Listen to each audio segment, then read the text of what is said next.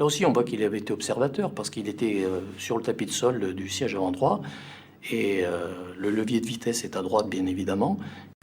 On a fait le maximum le plus tôt possible. Les équipes partaient tous les jours pour vérifier les Mercedes. C'était notre point parce qu'il avait été quand même observateur, le gamin, parce que il se rappelait qu'il y avait un autoradio, lecteur de cassette, ça nous permettait de situer un peu la date de fabrication de la voiture avec un bouton rouge qui correspondait au warning positionné à tel endroit sur la console centrale. Il y avait une antenne d'ailes. Il y avait aussi un petit pendentif qui était un joueur de football qui pendait au rétroviseur intérieur. Enfin, il y avait quelques détails qui auraient pu permettre d'accrocher quelque chose, quoi. Durant des mois, les policiers contrôlent les 2500 Mercedes et vérifient le profil et l'emploi du temps de leurs propriétaires. On n'a pas eu d'individus connus pour avoir été impliqués dans des affaires de mœurs, par exemple, qui avaient une Mercedes.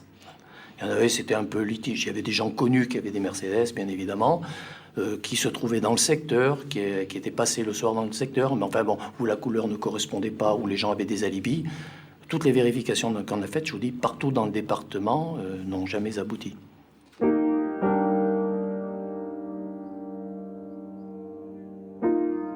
Deux ans plus tard, cité Tesser, à Grenoble.